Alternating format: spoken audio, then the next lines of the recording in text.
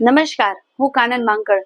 મિત્રો, આપણે બધા રોજ શરીરને બહારથી તો સાફ કરીએ છીએ, પરંતુ આજે આપણી પોતાની મેળે જ એક્યુપ્રેશર અને સુજોગ થેરાપીની મદદથી શરીરને અંદરથી સાફ કરવાનું છે, શરીરના આંતરિક અવયવો છે એને સક્રિય કરવાના છે, તેમજ કેટલાક એવા ક્રોનિક ડિસીઝ છે, ડાયાબિટીસ છે, થાઇરોઇડ છે, કિડનીને લગતી સમસ્યા છે, ઇન્ટરનલ ઓર્ગનને લગતી સમસ્યા છે, તો તે કઈ રીતે ઘર બેઠા આપણે ક્યોર કરી શકીએ તે તમામ વાતો જાણીએ આ વિડીયો દરમિયાન.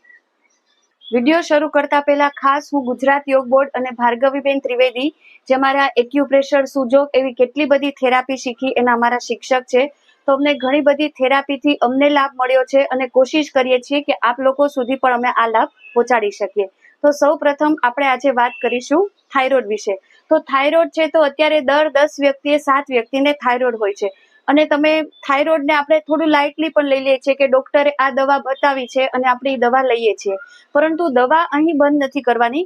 પરંતુ તમે હું આજે જે કહીશ એ 2-3 સ્ટેપ ફોલો કરશો તો કદાચ બની શકે કે તમારી ભવિષ્યમાં દવા વધે નહીં અથવા ઘટશે. તો શું કરવાનું છે? સૌ પ્રથમ વોલનટ ઓઇલ, જે તમને ઓનલાઈન પણ મળી જશે, ત્યાં અહીંયા જે થાઇરોઇડ ગ્લેન્ડ આવેલી છે ત્યાં કપ બનાવીને, રોલર પણ આવે છે કે જે તમે રોલરથી મસાજ કરી શકો. બધા પાસે ન હોય તો આવી રીતે કપ બનાવવાનો બંને હાથનો, અને અહીંયા સૂતા પહેલા તમે 2 થી 3 ટીપા અહીંયા લગાવી અને આ રીતે થાઇરોઇડ ગ્લેન્ડ પર મસાજ કરવાનું છે. 2 મિનિટ સુધી મસાજ કરવાનો છે.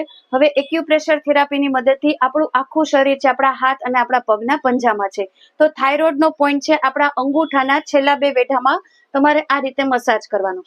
હવે આમાં તમારે કોઈ જુદો સમય નથી ફાળવવાનો. તમે ટીવી જોવો છો, કોઈ સાથે વાતો કરો છો, તો અહીંયા જે હોર્મોન્સ છે વધારે બને છે અથવા તો ઓછા બને છે તો બેલેન્સ કરશે. ખાસ કરીને અહીંયા જે મંદ પડી છે શક્તિ, એનર્જી ઇમ્બેલેન્સ થઈ છે, તો તમે કોઈ ઓઇલની મદદથી છે અથવા તો એમને પણ તમે આ રીતે મસાજ કરો છો. અને ત્રીજું છે હમિંગ સાઉન્ડ, જે આપણે ભમરા જેવું ગુંજન જે આપણે પ્રાણાયામ કરીએ છીએ, ભ્રામરી પ્રાણાયામ, તો તમે ઈ બોલશો એટલે અહીંયા પણ તમને વાઇબ્રેશન આવશે, અહીંયા પણ વાઇબ્રેશન આવશે. કામ અહીંયા કરવાનું છે કારણ કે આ અને થાઇરોઇડ ગ્લેન્ડ કનેક્ટેડ છે, એટલે હમિંગ સાઉન્ડ કરવાનું છે, ભ્રામરી પ્રાણાયામ કરવાનું છે. 5 વાર શરૂ કરીને 5 મિનિટ સુધી તમે આ કરી શકો છો. દવા પણ ચાલુ રાખવાની છે, સાથે આ 3 સ્ટેપ ફોલો કરશો. અને ઘણી વખત કેવું થાય છે કે થોડાક દિવસ થાય ને પછી આમાં તો કાંઈ ફેર નથી પડતો અને લોકો બંધ કરી દે છે, પરંતુ ક્રોનિક ડિસીઝ છે એ તમારે મિનિમમ 3 મહિના તમારે ટ્રીટમેન્ટ કરવી પડશે. તો આ રેગ્યુલર તમે 3 મહિના કરશો અને પછી તમે તમારામાં રિઝલ્ટ જોઈ શકશો. હવે વાત કરીએ ડાયાબિટીસ વિશે. તો વૈશ્વિક સ્તરે દર 4 વ્યક્તિ 1 વ્યક્તિ છે ભારતનો હોય છે, જે આપણા માટે, આપણા દેશ માટે શરમજનક વાત કહેવાય, પણ કંઈ જ વાંધો નહીં. અગેન અહીં પણ આપણે ડાયાબિટીસની દવા ચાલુ જ રાખવાની છે, પણ એની સાથે એક્યુપ્રેશર થેરાપીની મદદથી અમુક વસ્તુ ફોલો કરીશું અને કેટલુંક આપણી લાઈફસ્ટાઈલમાં સુધાર લાવશું, તો કદાચ આપણે ડાયાબિટીસને રિવર્સ કરી શકશું અને કંટ્રોલમાં કરી શકશું. તો આપણે એક્યુપ્રેશર થેરાપીની મદદથી પોઈન્ટ છે બંને હાથમાં આવેલો છે, બંને હાથની પહેલી 2 આંગળીને વાળવાની, એકદમ એફર્ટ નહીં લગાવવાનો, નોર્મલ આપણે વાળીએ. જે આવે એ આપણી પેનક્રિયાઝ ગ્લેન્ડ, જે ઇન્સ્યુલિન બનાવે છે. હવે શું કરવાનું છે? અગેન અહીં કોઈ જ સમય જુદો ફાળવવાનો નથી. તમારે આવી રીતે મસાજ કરવાનો છે. કોઈ ઓઇલ લગાવી શકો છો, વિધાઉટ ઓઇલ પણ ઇઝીલી મસાજ કરી શકો છો. એવી જ રીતે બીજા હાથમાં તમે સહી શકો એટલું પ્રેશર 30 સેકન્ડથી શરૂ કરીને 2 મિનિટ સુધી આ અભ્યાસ કરવાનો છે. દિવસમાં 1 વાર 2 વાર યાદ આવે એટલી વખત કરવાનો છે. આ સાથે તમે કેટલું ખાનપાનમાં ધ્યાન રાખવાનું, જંક ફૂડ છે, ફાસ્ટ ફૂડ છે એ બંધ કરીએ, ઓછું કરીએ. નિયમિત 20-30 મિનિટની વોક કાયમ લેવાની. જમીને તમારે, મેં આગળ વિડીયો પણ બનાવેલો છે વોકિંગનો. અગેન સાથે એક છે ટેપિંગ થેરાપી, કે તમે જ્યારે પણ વોકિંગ કરવા જાઓ ત્યારે તમે પેટ ઉપર આ રીતે ટેપિંગ પણ કરી શકો છો, વોકિંગ કરી શકો છો. થોડું ખાનપાનમાં ધ્યાન રાખીએ અને આ થેરાપી કરીએ તો તમારું ડાયાબિટીસ છે ચોક્કસથી કંટ્રોલમાં રહેશે. હવે વાત કરીએ કિડની વિશે.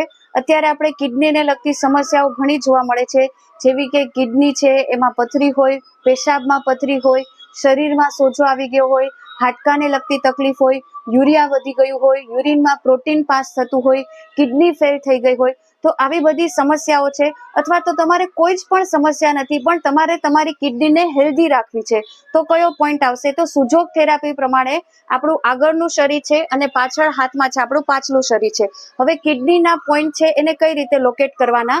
તો આપણે આ વચ્ચે જોઈએ તો આપણી સ્પાઇન છે, એની આજુબાજુ કિડની. હવે તમારે આ સીધો હાથ જશે એની બે બાજુ એક ખાડા જેવો છે, પીટ મળશે.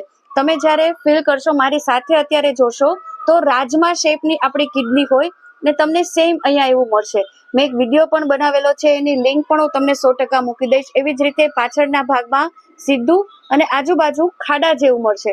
તો એક છે આપણી એક કિડની અને બીજી કિડની.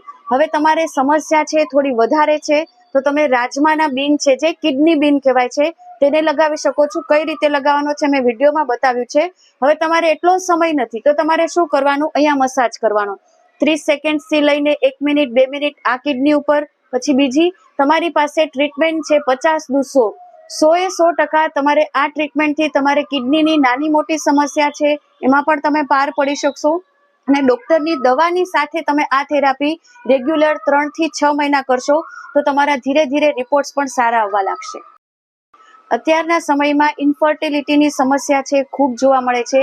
એક બાળક પણ આપણે કૃત્રિમ પદ્ધતિથી કરવું પડે એવો સમય આવી ગયો છે. તો મેં એક સરસ એક જગ્યાએ સાંભળ્યું હતું કે ક્યાંક ને ક્યાંક થોડું ખાનપાન આપણી જીવનશૈલી પણ અસર કરે છે. તો અત્યારે થોડી ફૂડ હેબિટ, ઘણા લોકો એવું ખાનપાન લે છે જે આ વસ્તુ માટે આપણને નુકસાનકારક છે. એક તો ચાઇનીઝ ફૂડ છે, એમાં અલગ અલગ પ્રકારના સોસ છે, આજીનોમોટો છે, જે આપણા શરીરને નુકસાન કરે છે અને આ ક્રિયા છે એ વધારે છે.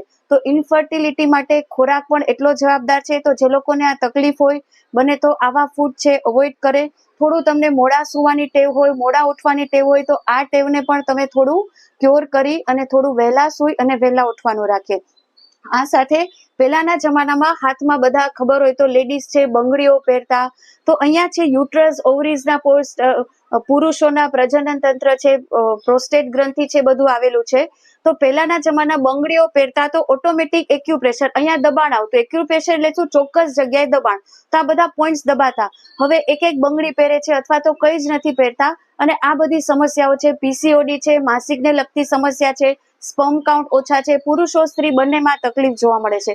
તો થોડું ખાનપાન છે, જીવનશૈલી સુધારીએ અને એક્યુપ્રેશર થેરાપીની મદદથી તેના પોઈન્ટ્સ ક્યાં આવેલા છે તો આ હાથ આપણો રિસ્ટ લાઇન પૂરો થાય ત્યાં અહીંયા યુટ્રસ છે, ઓવરીઝ છે, પ્રોસ્ટેટ છે, આ બધા ટેસ્ટિકલ્સ છે, આ બધું આવેલું છે. તો હવે તમારે કઈ રીતે કરવાનું, તો એને મસાજ કરવાનો. તો આવી રીતે 2 હાથ લેવાના અને આ રીતે મસાજ કરવાનો. 1 મિનિટ 2 મિનિટ 3 મિનિટ તમારી પાસે સમય હોય એટલો મસાજ કરી શકો છો. આ રીતે પણ તમે મસાજ કરો છો, પણ આ ઇઝી વે છે.